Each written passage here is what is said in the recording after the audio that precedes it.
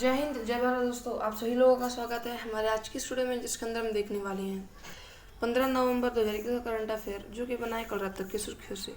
तो दोस्तों बढ़ते हैं हमारे पहले प्रश्न की तरफ, और हमारा आज का पहला प्रश्न है 15 से 26 नवंबर 2021 तक भारत और किस देश के बीच सैन्य अभ्यास शक्ति 2021 का छठा संस्करण आयोजित किया जाएगा।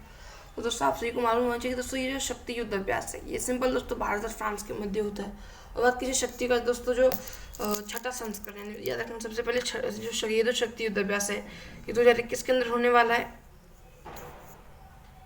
दोस्तों अभी का जो शक्ति है वो दोस्तों शक्ति 2021 के अंदर होने वाला है। कितनावा संस्करण है? दोस्तों छठा संस्करण है। और दोस्तों बात की जाए किन दो देशों के मध्य होता है, तो दोस्तों ये जो है भारत और फ्रांस के मध्य होता है।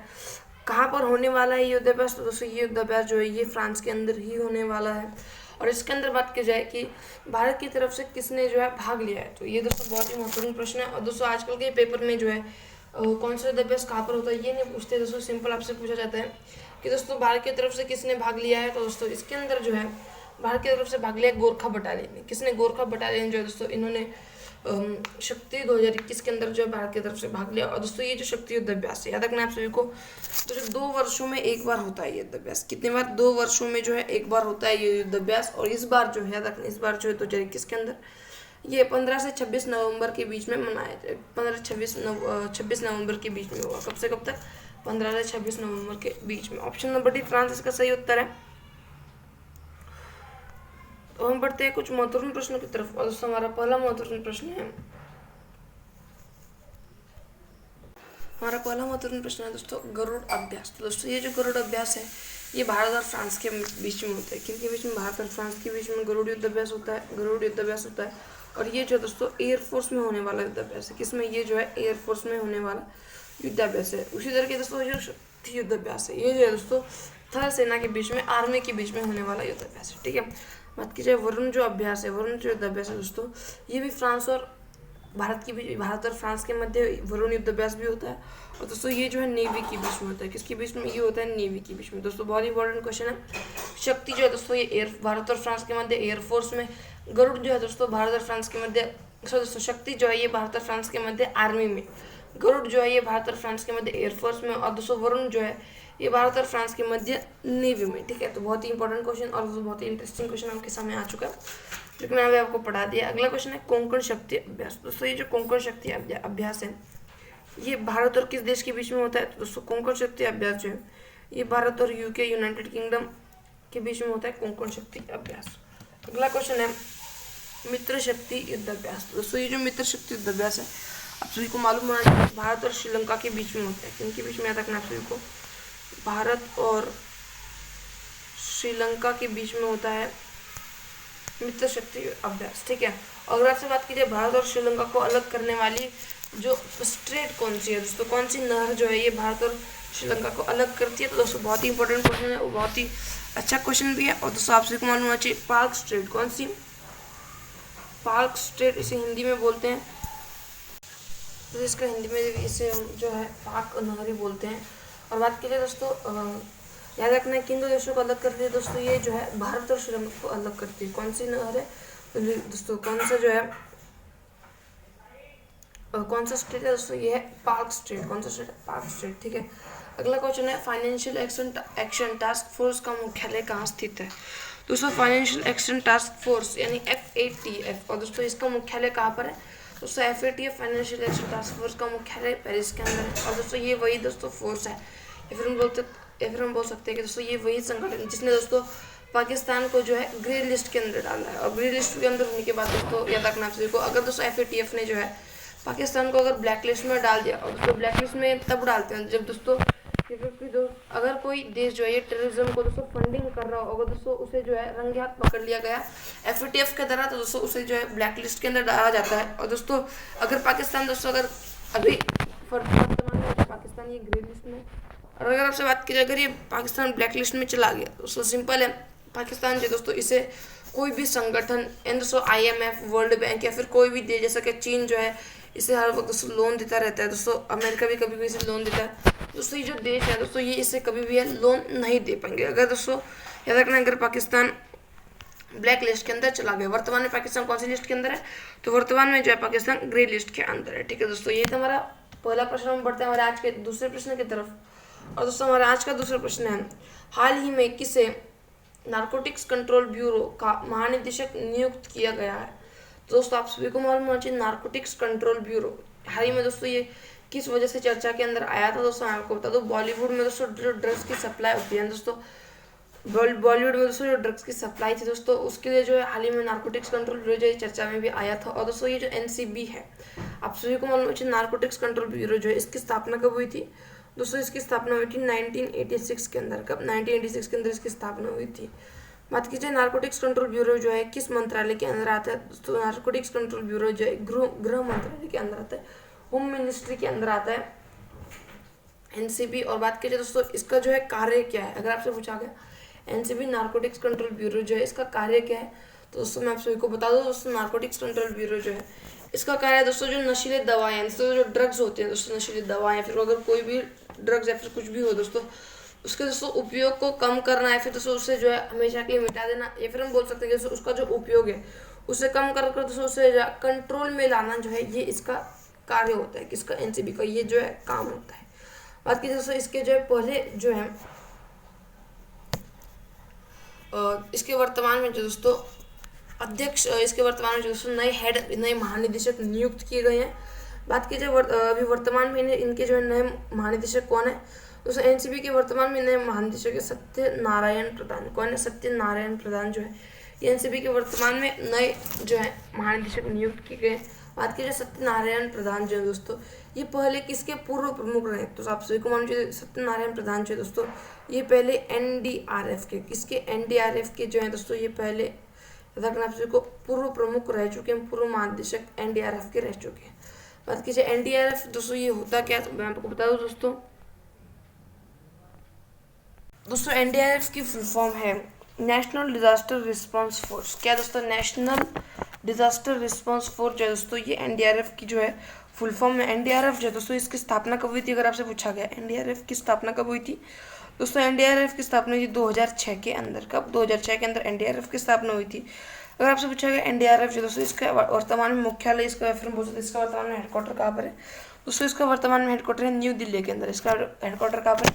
इसका हेडक्वार्टर है न्यू दिल्ली के अंदर। और अगर आपसे पूछा गया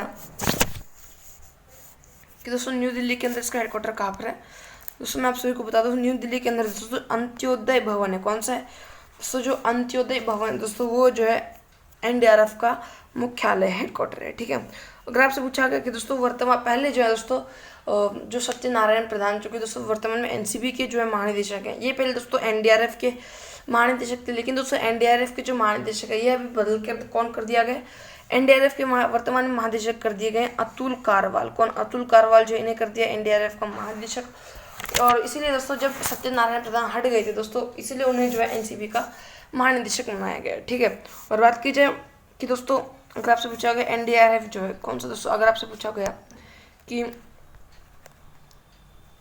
एनडीआरएफ जो है इसका मोटो क्या है, इसका ध्येय वाक्य, फिर हम बोलते हैं इसका मोटो क्या है। जैसे दोस्तों एयरफोर्स का मैंने आपको मोटो पढ़ाया था, नभ स्पर्शम दीप्तम, आकाश को गौरव से छूना। उसी तरीके दोस्तों ये जो एनडीआरएफ है इसका भी एक मोटो है, इसका भी दोस्तों एक हम बोल सकते हैं ध्येय वाक्य। और दोस्तों इसका ध्येय वाक्य क्या है? इसका ध्येय वाक्य दोस्तों आपदा सेवा सदैव। क्या है? आपदा सेवा सदैव जो है दोस्तों ये इसका ध्येय वाक्य, ये इसका मोटो है।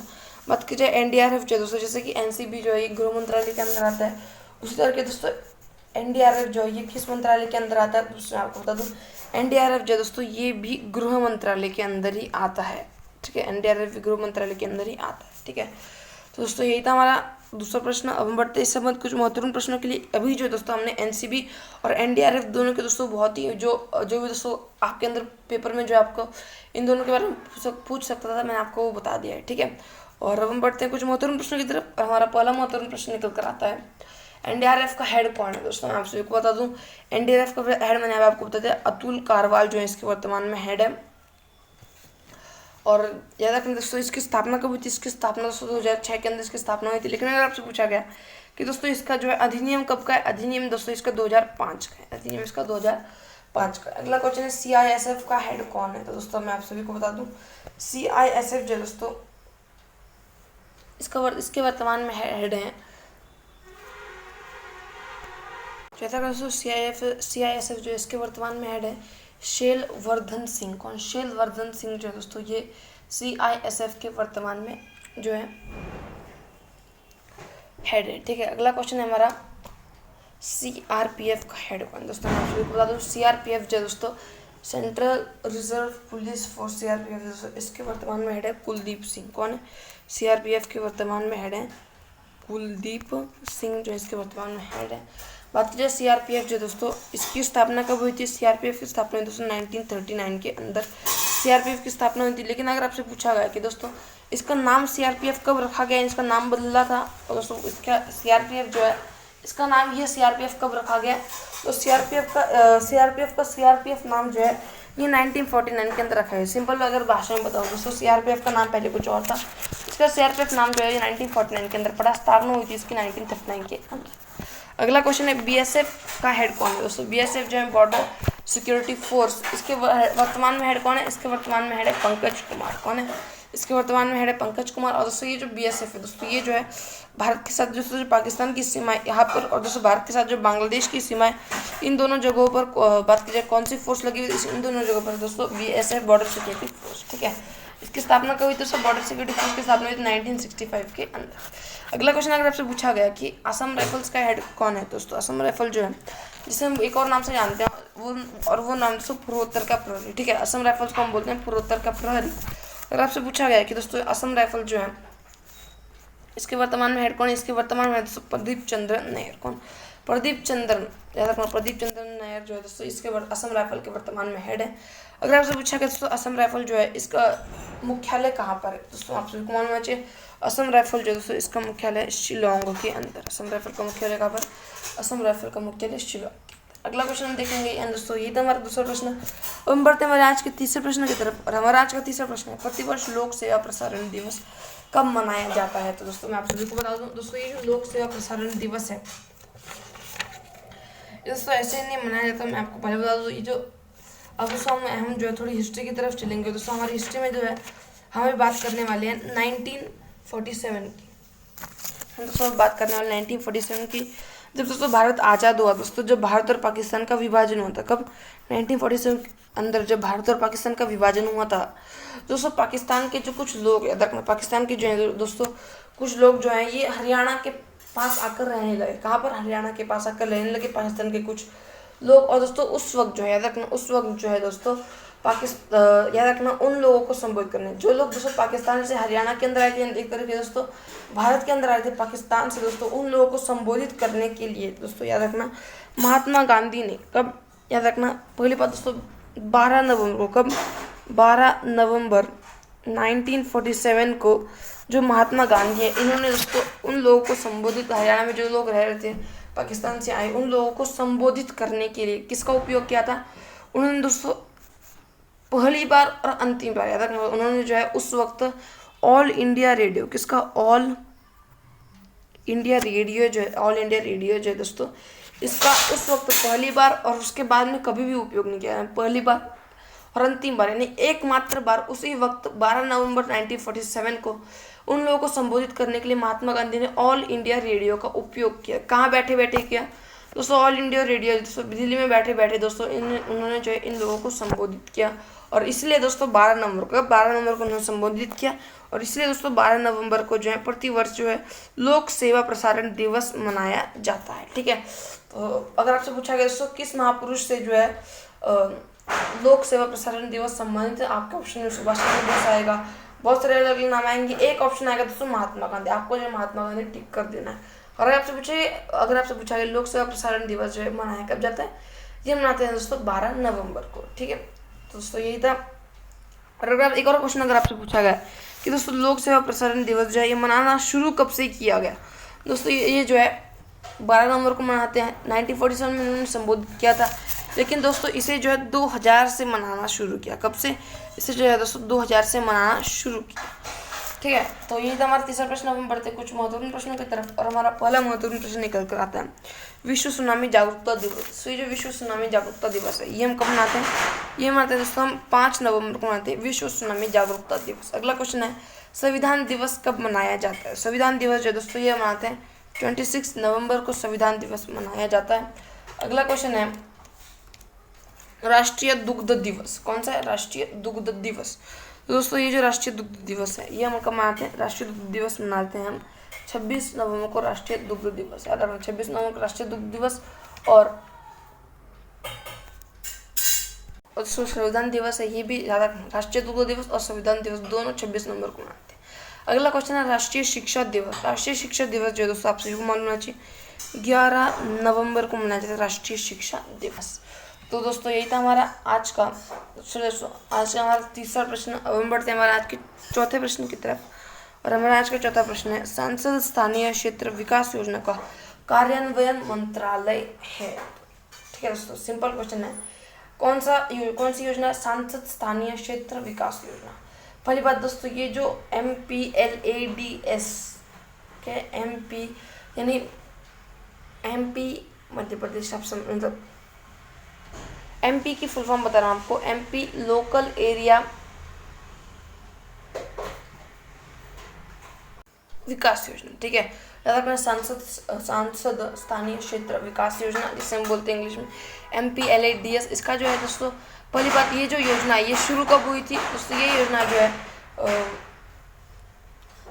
1993 के अंदर शुरू हुई थी। कब शुरू हुई थी दोस्तों? ये योजना शुरू हुई थी 1993 के अंदर, ये योजना शुरू हुई थी। और दोस्तों आप सभी को मालूम होना चाहिए कोविड-19 के अंदर, जब दोस्तों कोविड-19 शुरू हुआ था 2019 के अंदर, कोविड-19 दिसंबर के माह में शुरू हुआ था, उस वक्त जो है दोस्तों रखना आप सभी को 2 वर्ष के लिए जो है इसे बंद कर दिया गया। किसे? 2 वर्ष के लिए जो है दोस्तों इसे बंद कर दिया गया था कोविड के कारण। किसी योजना को? सांसद स्थानीय क्षेत्र विकास योजना को 1993 से शुरू हुई थी ये योजना। और दोस्तों इसके अंदर जो है आप सभी को मालूम होना चाहिए, इसका जो है दोस्तों इसे जो है फिर से स्टार्ट किया गया था।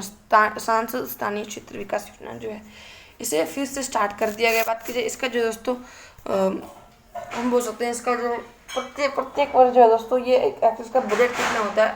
तो प्रत्येक वर्ष जो है याद रखना आप सभी को 5 करोड़ रुपए। कितना? 5 करोड़ रुपए होता है इसका। ठीक है, कितना? 5 करोड़ रुपए।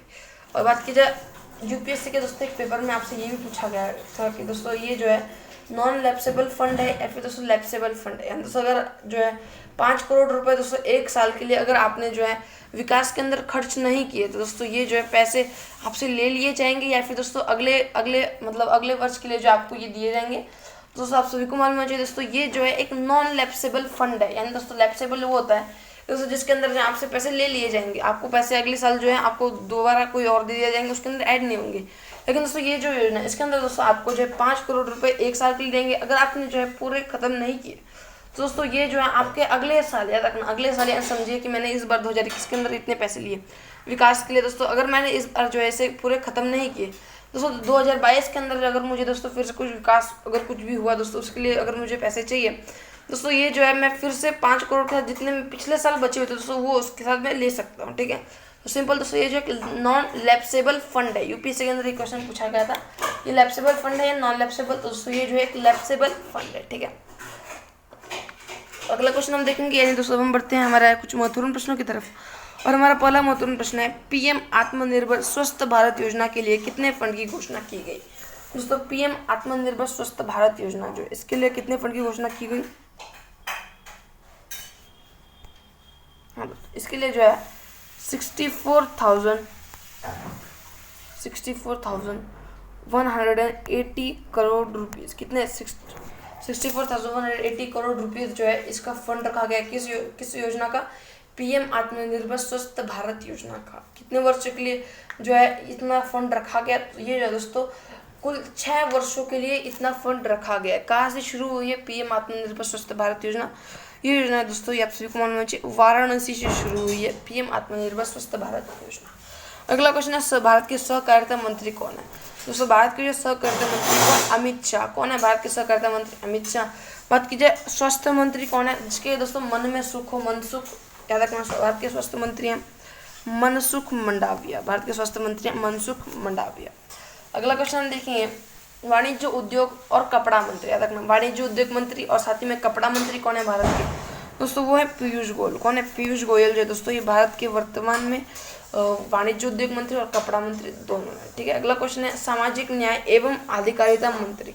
सामाजिक न्याय एवं अधिकारिता मंत्री कौन है भारत के? वो है दोस्तों डॉक्टर वीरेंद्र कुमार। कौन? डॉक्टर वीरेंद्र कुमार जो है दोस्तों इसके सामाजिक न्याय एवं अधिकारिता मंत्री है भारत के। अगला क्वेश्चन है रेल मंत्री प्लस इलेक्ट्रॉनिक एवं सूचना प्रौद्योगिकी मंत्री। याद रखना, रेल मंत्री साथ ही में इलेक्ट्रॉनिक एवं सूचना प्रौद्योगिकी मंत्री, तो वो है दोस्तों अश्विनी वैष्णव। रेल मंत्री अश्विनी वैष्णव है, इलेक्ट्रॉनिक एवं सूचना प्रौद्योगिकी मंत्री जो है ये भी अश्विनी वैष्णव दोनों है। ठीक है, अगला क्वेश्चन देखेंगे दोस्तों, हमारा जो चौथा क्वेश्चन है यहीं पे समाप्त होता है। अब हम बढ़ते हैं हमारे आज के पांचवें प्रश्न की तरफ, और हमारा आज का पांचवा प्रश्न है हाल ही में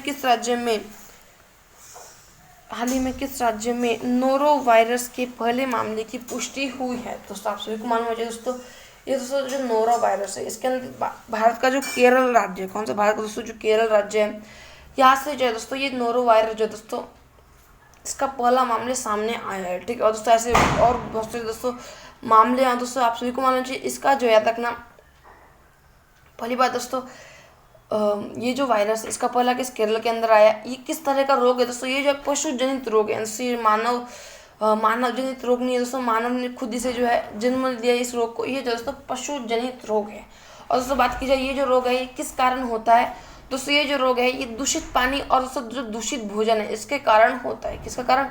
दूषित पानी और दूषित भोजन के कारण जो है ये नोरो वायरस होता है। और बात की जाए ये जो अगर आपको ये वायरस होगा दोस्तों, आपको जो है क्या होगा, आपका कहाँ पर दर्द होगा, तो मैं आपको बता दूं दोस्तों, आपको जो पेट का आंत होती है दोस्तों, जो आपकी स्मॉल इंटेस्टाइन होती है और दोस्तों आपकी जो लार्ज इंटेस्टाइन होती है, वहाँ पर दोस्तों आपको सूजन आएगी। याद रखना, पेट की दोस्तों आंत है, लार्ज इंटेस्टाइन और स्मॉल इंटेस्टाइन दोस्तों, वहाँ पर जो है आपको सूजन आएगी और दोस्तों आपको जो दस्त के साथ में दोस्तों उल्टी होंगी। याद रखना, अगर आपको दोस्तों बार बार उल्टी हो रही हो या फिर दोस्तों अगर आपको दस्त हो, आपकी जो पेट की जो इंटेस्टाइन वहाँ पर आपको अगर सूजन हो रही हो, तो दोस्तों आपको जो है नोरो वायरस है। ठीक है, मतलब मैं बोल नहीं रहा हूँ कि होगा, आपको जो है चेक करना चाहिए। और बात की जाए दोस्तों ये जो वायरस है ये दोस्तों आराम से नहीं फैल रहा है, ये जो तेजी से संक्रमण इसका हो रहा है दोस्तों, बहुत जल्दी से फैल रहा है। कोरोना से ज़्यादा स्पीड में जो है नोरो वायरस तेजी से जो है फैल रहा है। ठीक है, इसका पहला मामला कहाँ पर आया? केरल में आया। और दोस्तों अगर बात की जाए अगर ये वायरस हो जाता है दोस्तों, अब दोस्तों कितने जो है दिनों में ठीक हो गया, फिर आपको महीने लगेंगे, तो मैं आपको बता दोस्तों जिन जिन लोगों को जो है ये वायरस हुआ है, इसका पहला वायरस जो है दोस्तों ये केरल में आया, लेकिन जो है अभी तक इसके बहुत सारे जो है वेरिएंट्स मतलब अब तक जो इसके बहुत सारे मामले आ चुके हैं। और दोस्तों ज़्यादातर मामलों में अगर देखा जाए दोस्तों तो कि दोस्तों ज़्यादातर जो लोग हैं वो दोस्तों एक या फिर 1 से दोस्तों 3 दिनों के बीच में जो है ठीक होकर अपने अपने घर चले गए। याद रखना, 1 से 3 दिनों के बीच में जो है ये घर क्या ठीक हो चुके हैं नोरो वायरस से। सिंपल दोस्तों, ये इतना भी जो है खतरनाक वायरस नहीं है दोस्तों, सिर्फ और सिर्फ जो है याद रखना आप सभी को, ये तेजी से इसका संक्रमण हो रहा है। आपको याद रखना, अगर आपके दोस्तों इंटेस्टाइन में सूजन हो रही है, आपका पेट दर्द हो रहा है या फिर आपको अगर उल्टियाँ आ रही हो, तो सिंपल दोस्तों आपको जो है सबसे पहले चेक कर लेना है। ठीक है, डॉक्टर्स के पास आपको जाकर चेक करना है। ठीक है, तो देखना पहला जो है मामला कहाँ से आया है? इसका पहला मामला आया है केरल से। तो अगला क्वेश्चन हम देखेंगे, लेकिन कुछ महत्वपूर्ण प्रश्न है। थांता डोम दोस्तों, ये जो थांता डोम है क्या है दोस्तों? आप सभी को मालूम होना चाहिए। थांता डोम है दोस्तों ये फर्स्ट जेंडर पार्क है। क्या है दोस्तों? ये जो है फर्स्ट जेंडर पार्क है, पहला जेंडर पार्क है। बात की जाए कहाँ पर है ये जेंडर पार्क? ये है दोस्तों केरल के अंदर। ठीक है, अगला क्वेश्चन है सिल्वर लाइन प्रोजेक्ट दोस्तों, ये किस राज्य से संबंधित है? Silver line project. Silver line project दोस्तों आप सभी को मालूम चाहिए, ये सिल्वर लाइन प्रोजेक्ट जो है ये संबंधित किससे? ये केरल से संबंधित है। कहाँ से कहाँ तक जाने वाली है दोस्तों? हम बता दूँ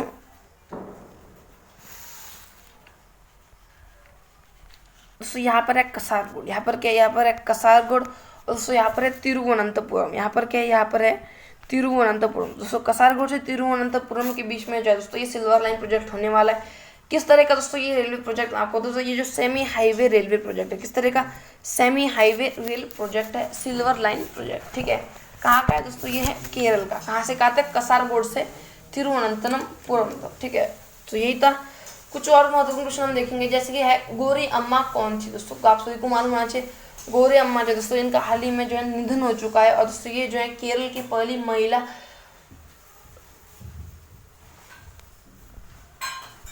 याद रखना दोस्तों, ये जो गौरी अम्मा है दोस्तों, ये केरल की पहली महिला स्वास्थ्य मंत्री थी। कौन थी आप सभी को मालूम होना चाहिए। तो दोस्तों स्वास्थ्य मंत्री नहीं दोस्तों, ये जो गौरी अम्मा है दोस्तों, ये जो है केरल की पहली महिला राजस्व मंत्री थी। कौन दोस्तों, स्वास्थ्य मंत्री नहीं थी, ये थी दोस्तों केरल की पहली महिला राजस्व मंत्री। और बात कीजिए राजस्व मंत्री कौन है, तो राजस्व मंत्री इसे हम इंग्लिश में बोलते हैं रेवेन्यू मिनिस्टर। राजस्व मंत्री यानी होता है रेवेन्यू मिनिस्टर। इनका हाल ही में जो निधन हो गया है, ठीक है, गौरी अम्मा। अगला क्वेश्चन है आर्या राजेंद्र कौन है दोस्तों। आर्य राजेंद्र जो है दोस्तों, ये भारत के दोस्तों सबसे युवा मेयर। कौन, आर्या राजेंद्र जो है, ये भारत की सबसे युवा मेयर। कहाँ के हैं, केरल की। अगला क्वेश्चन है संतोष जॉर्ज कौन है दोस्तों। संतोष जॉर्ज जो है ये भी केरल के हैं। और दोस्तों ये जो है भारत के पहले स्पेस टूरिस्ट हैं, ठीक है, भारत के पहले स्पेस टूरिस्ट है संतोष जॉर्ज, केरल से ही है, ठीक है। अगला क्वेश्चन है कि दोस्तों वायरस से होने वाले रोग। दोस्तों वायरस से होने वाले रोग, एक ट्रिक मैंने आपको बताई, रचना हमें पानी दो जरा। कौन सी ट्रिक है, हाँ, रचना हमें पानी दो जरा। दोस्तों इस ट्रिक में जो है रचना जो है, इस रचना का जो र है, इस र से हो जाएगा रेबीज। रचना का जो च है, इस च से हो जाएगा चेचक या फिर हम बोल सकते हैं इसे चिकन पॉक्स, चेचक या फिर चिकन पॉक्स, ठीक है। और आप सभी को मालूम है की बात करें, चेचक का जो टीका है, चेचक की जो वैक्सीन दोस्तों, ये किसने बनाई थी, चेचक की वैक्सीन जो है दोस्तों, ये बनाई थी एडवर्ड जेनर ने। और दोस्तों चेचक की जो वैक्सीन दोस्तों, ये विश्व की पहली वैक्सीन थी, ठीक है। तो र से रेबीज, च से चिकन पॉक्स या फिर बोल चेचक। और दोस्तों ये जो हमें है, हमें का जो दोस्तों ह है, इस ह से हो जाएगा हेपेटाइटिस, ह से हो जाएगा हेपेटाइटिस, ठीक है। अगला है कि दोस्तों हमें का जो म है, हमें का जो दोस्तों म है, इसमें हो जाएगा मिजल्स। म से क्या हो जाएगा, म से हो जाएगा मिजल्स। और दोस्तों हमें का जो ए, हमें ए जो है दोस्तों, ए, इस ए से हो जाएगा इबोला। क्या है, इस ए से हो जाएगा इबोला। और दोस्तों बात कीजिए पानी जो है दोस्तों, पानी, इस पानी का जो पा है, इस पा से हो जाएगा पोलियो। और दोस्तों ये जो नी है, नी, इस नी का जो न है, इस न से हो जाएगा नोरो। क्या है, इस न से हो जाएगा नोरो, जो कि हमने अभी देखा। अगला है दोस्तों ये जो पानी दो जरा, जो दोस्तों दो जो है, इसका थोड़ा उल्टा पल्टा करके दोस्तों देख लेना आप सभी को। इसका हो जाएगा डेंगू, ड से हो जाएगा इसका डेंगू, ठीक है। अगला है जरा, तो दोस्तों ये जो जरा है दोस्तों, इस जरा का जो ज है दोस्तों, इस ज से हो जाएगा जिका वायरस, ठीक है। तो याद रखना दोस्तों, रचना हमें पानी दो जरा, मैंने आपको जो है ट्रिक बता दिया, वायरस से होने वाले सभी के सभी रोग हैं, ठीक। और हम बढ़ते हैं दोस्तों हमारे आज के 6th क्वेश्चन की तरफ। और हमारा आज का 6ठा प्रश्न है, किन दो देशों ने संसद मंत्री संघ को पुनर्जीवित किया। दोस्तों सिंपल दोस्तों, ये जो संसद मंत्री संघ है दोस्तों, पहली बात जो है भारत और श्रीलंका ने, किसने, भारत और श्रीलंका जो दोस्तों, इन्होंने दोस्तों इसे पुनर्जीवित किया। क्या इन्होंने जो है भारत और श्रीलंका ने मिलकर संसद मंत्री संघ इसे जो है पुनर्जीवित किया है। और बात की जाए जो संसद मंत्री संघ है दोस्तों, ये जो है संसदीय आधार पर जो है द्विपक्षीय संबंध को मजबूत करता है। याद रखना दोस्तों, संसद मंत्री संघ जो है ये संसदीय आधार पर जो है द्विपक्षीय संबंध जो है इसको मजबूत करता है। और दोस्तों ये जो संसद मंत्री संघ है, इसके वर्तमान में अध्यक्ष कौन है दोस्तों, इसके वर्तमान में मंत्री हैं चपल मैत्रीपक्षी। कौन, चपल मैत्रीपक्षी जो है, याद रखना, इसके वर्तमान में अध्यक्ष, इसके वर्तमान में मंत्री कौन है, इसके वर्तमान में मंत्री हैं चपल मैत्रीपक्षी। अगला क्वेश्चन है, यानी हमारा आज का इस क्वेश्चन के कुछ महत्वपूर्ण प्रश्न है हमारे, और वह दोस्तों one sun one world one grid किन दो देशों की संकल्पना है। दोस्तों ये जो वन सन वन वर्ल्ड और वन ग्रिड है, पहली बात दोस्तों ये जो संकल्पना किन दो देशों की है, ये दोस्तों इंडिया और यूके की, इसकी इंडिया और यूके की जो है संकल्पना है। कौन सी, वन सन वन वर्ल्ड और वन ग्रिड। अगला क्वेश्चन दोस्तों, अंतर्राष्ट्रीय सोलर अलायंस किन दो देशों की संकल्पना थी। यहाँ पर याद रखना संकल्पना थी क्यों लगाया, क्योंकि दोस्तों अंतर्राष्ट्रीय सोलर अलायंस जो है ये अभी जो है इसका गठन हो चुका है। और दोस्तों इसकी जो प्रस्तावना थी, इसकी प्रस्तावना कब रखी गई थी, इसकी प्रस्तावना रखी गई थी दोस्तों COP 21 के अंदर इसकी प्रस्तावना रखी गई थी। कब, COP 21 के अंदर इसकी प्रस्तावना रखी गई थी। COP 21 कब हुआ था दोस्तों, COP 21 जो है ये 2015 के अंदर हुआ था। और दोस्तों ये जो वन सन वन वर्ल्ड और वन ग्रिड है, इसकी दोस्तों जो प्रस्तावना है ये कब रखी जाएगी, इसकी ये one sun one world one grid जो है इसकी प्रस्तावना रखी जाएगी दोस्तों COP 26 के अंदर। कब, COP 26 के अंदर। COP 26 कब होगा, 2021 के अंदर होगा COP 26, ठीक है। और दोस्तों ये जो COP 21 है कब हुआ था दोस्तों, COP 21 2015 के अंदर। COP 21 कहाँ पर होता है, COP 21 जो है दोस्तों ये होता है पेरिस के अंदर। COP 26 कहाँ पर होगा, कोप 26 होगा दोस्तों, कोप 26 जो है ये होगा ग्लासगो के अंदर, कोप 21 होगा पेरिस के अंदर। बाकी किन दो देशों की जो है संकल्पना थी अंतर्राष्ट्रीय सोलर अलायंस, ये थी दोस्तों भारत और फ्रांस की। किसकी? भारत और फ्रांस की थी अंतर्राष्ट्रीय सोलर अलायंस संकल्पना। और बात की दोस्तों ये जो अंतर्राष्ट्रीय सोलर अलायंस है, इसका दोस्तों मैंने आपको कल क्वेश्चन पढ़ाया था एक कि दोस्तों इस जो अंतर्राष्ट्रीय सोलर अलायंस है इसका 1वां सदस्य या फिर हम बोलते हैं इसका नवीनतम सदस्य 101वां सदस्य कौन सा है? वो है दोस्तों वो है दोस्तों अमेरिका। कौन? अमेरिका जो है ये इसका जो है नवीनतम सदस्य अंतर्राष्ट्रीय सोलर अलायंस का। ठीक है, और ये दोस्तों अंतर्राष्ट्रीय सोलर अलायंस है, इसका मुख्यालय कहाँ पर है? अंतर्राष्ट्रीय सोलर अलायंस दोस्तों इसका मुख्यालय है गुरुग्राम के अंदर। कहाँ पर? गुरुग्राम हरियाणा जो इसके अंदर इसका मुख्यालय किसका? अंतर्राष्ट्रीय सोलर अलायंस का। ठीक है, तो दोस्तों यही था। और कुछ महत्वपूर्ण प्रश्न हम देखेंगे जैसे कि स्लाइनेक्स। क्या? स्लाइनेक्स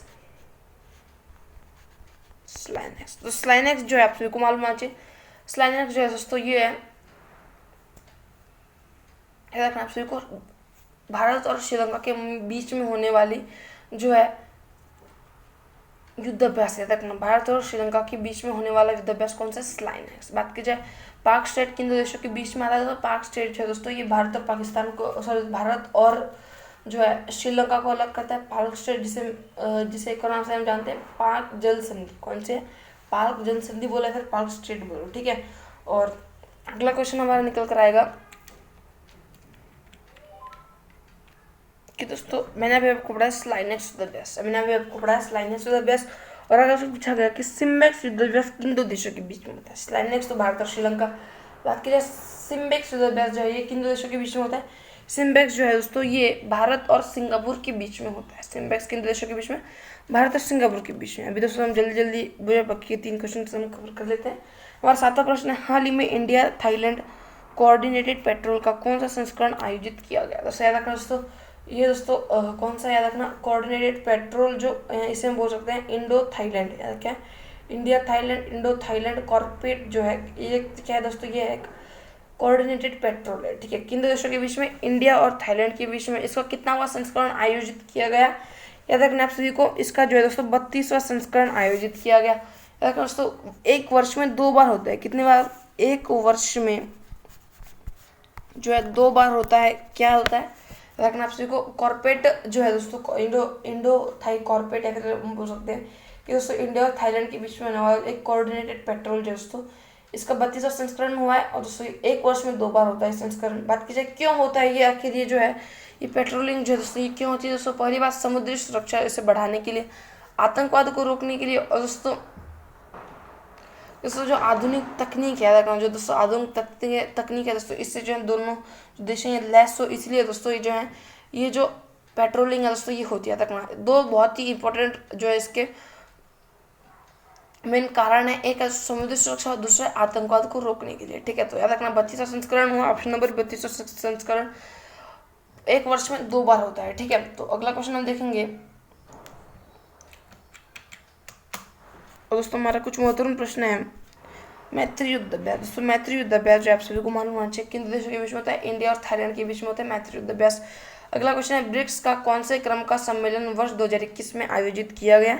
दोस्तों ब्रिक्स का जो आप सभी को मालूम होना चाहिए ब्रिक्स का दोस्तों 13वां संस्करण। कितना? ब्रिक्स का 13वां संस्करण जो 2021 के अंदर आयोजित किया गया। कहाँ पर?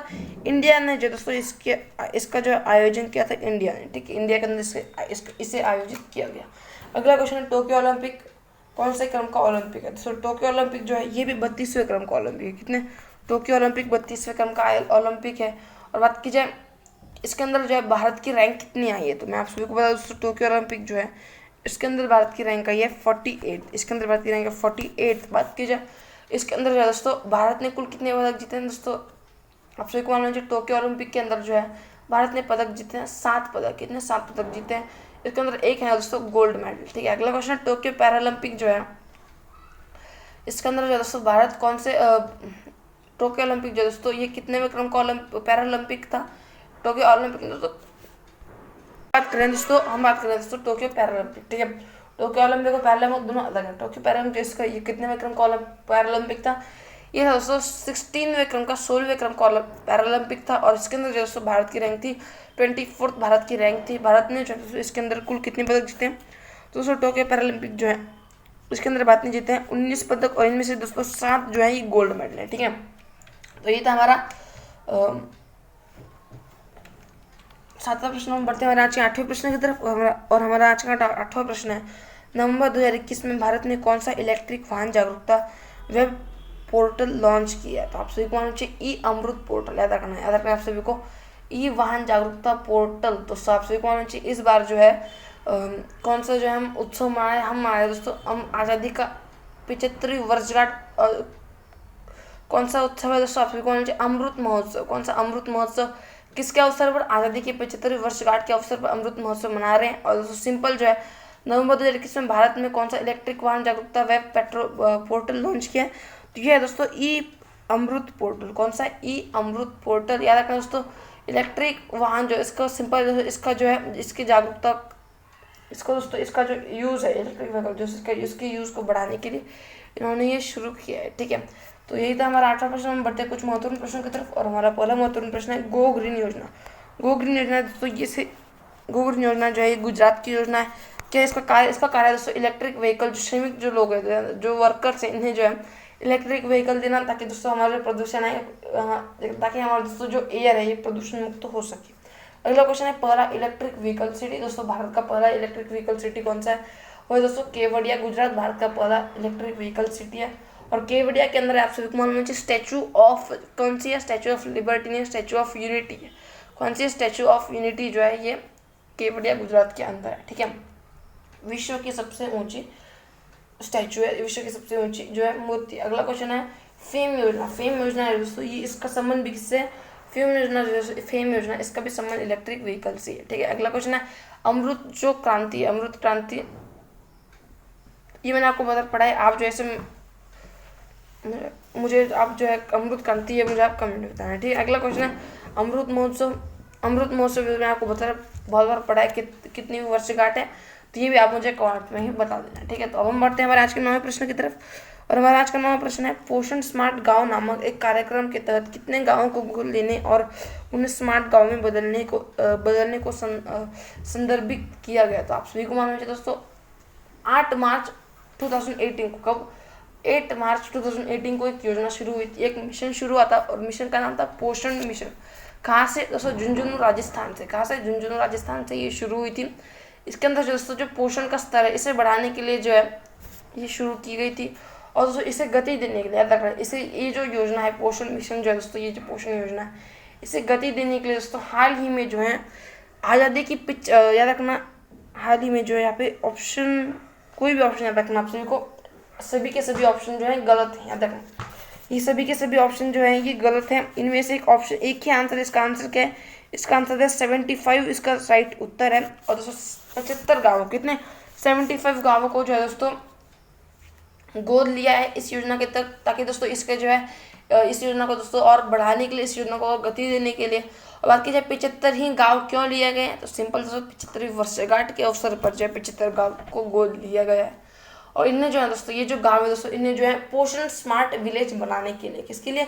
इन गाँवों को दोस्तों ये जो 75 गाँव है दोस्तों इन्हें जो है पोषण स्मार्ट विलेज बनाने के लिए इन्हें गोद लिया गया है। ठीक है, तो सिंपल दोस्तों ये जो मतलब एक तरह के आप ये भी समझ सकते हो कि दोस्तों ये जो 75 गाँव है इन सभी के ये जो सभी के सभी गाँव दोस्तों ये सभी के सभी गाँव जो है बहुत ही गरीब गाँव है। ठीक है, अगला क्वेश्चन यानी अब हम बढ़ते हैं कुछ महत्वपूर्ण प्रश्नों की तरफ। याद रखना इन सभी में से कोई भी ऑप्शन नहीं, इसका आंसर क्या होगा? इसका आंसर होगा 75 इसका सही आंसर है। आप में से कोई भी आएगा और कोई भी ऑप्शन टिक करके जाएगा, फिर अब दोस्तों आपको जो इसका आंसर तभी समझ में आएगा जब जो है दोस्तों आप इस वीडियो को पूरा देखोगे। ठीक है, तो सिंपल इसका आंसर है 75 इसका सही उत्तर है।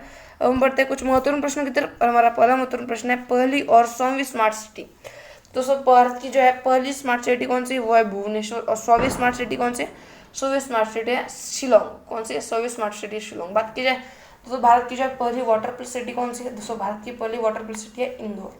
अगर आपसे पूछा गया दोस्तों भारत की जो है पहली ड्रिंक फ्रॉम टैप सिटी कौन सी है? भारत की पहली ड्रिंक फ्रॉम टैप सिटी कौन सी है? दोस्तों भारत की पहली ड्रिंक फ्रॉम टैप सिटी है पूरी कहाँ पर है? पूरी दोस्तों उड़ीसा के अंदर। अगला क्वेश्चन है global hunger index. Global hunger index जो दोस्तों इसके अंदर 2020 के अंदर भारत की रैंक की थी, ग्लोबल हंगर इंडेक्स जो है इसके अंदर 2020 के अंदर भारत की रैंक थी 94। और दोस्तों 2021 के अंदर भारत की रैंक होगी 2021 के अंदर भारत की रैंक होगी 101। यानी दोस्तों भारत जो है बहुत भारत के अंदर जो भूखमरी है दोस्तों, ये भूखमरी बहुत ही ज़्यादा है। ठीक है, तो अब हम बढ़ते हैं कुछ और महत्वपूर्ण प्रश्न, और हमारा कुछ और महत्वपूर्ण प्रश्न निकल के आते हैं हमारे। और वो दोस्तों विश्व खाद्य पुरस्कार 2021। दोस्तों विश्व खाद्य पुरस्कार 2021 जो है ये किसे दिया गया, ये दिया गया है शकुंतला हरिके सिंह को। अगला क्वेश्चन है, एनीमिया फ्री भारत इंडेक्स में कौन सा राज्य टॉप पर है? आप सभी को मालूम चाहिए, एनीमिया फ्री भारत इंडेक्स में कौन सा राज्य टॉप पर है? दोस्तों मध्य प्रदेश। अगला क्वेश्चन है, कुपोषण मुक्त भारत का लक्ष्य क्या है? दोस्तों कुपोषण मुक्त भारत जो है इसका लक्ष्य रखा गया 2022 तक। ठीक है, अगला क्वेश्चन देखेंगे। एंड दोस्तों हम बढ़ते हैं हमारे आज के सबसे महत्वपूर्ण क्वेश्चन और हमारा सबसे अंतिम प्रश्न। और हमारा सबसे अंतिम प्रश्न है, हाल ही में किस देश ने दुनिया का पहला पृथ्वी विज्ञान उपग्रह गुआंगमू दोस्तों नाम भी देखते हो तो चाइना जो है नाम भी कह सकते हैं गुआंगमू। ठीक है दोस्तों, नाम है क्या है गुआंगमू। और दोस्तों ये जो है दुनिया का पहला पृथ्वी विज्ञान उपग्रह है। किसने लॉन्च किया? चाइना ने इसे लॉन्च किया है। ठीक है, सिंपल से चाइना ने इसके लॉन्च किया, इसके बारे में कुछ ज़्यादा जो है इंफॉर्मेशन देता भी नहीं है। अगर आप सभी को दुनिया का जो है पहला पृथ्वी विज्ञान उपग्रह किसने लॉन्च किया? चाइना ने इसे लॉन्च किया। दोस्तों यही था हमारा आज का 10वां प्रश्न, और हमारा आज का यही था हमारा आज का यानी 15 नवंबर 2021 का करंट अफेयर। अगर आप सभी को वीडियो अच्छी लगती है वीडियो को लाइक कर दीजिए, चैनल पर नए चैनल को सब्सक्राइब कर दीजिए। मिलते हैं अगली वीडियो में। जय हिंद, जय भारत।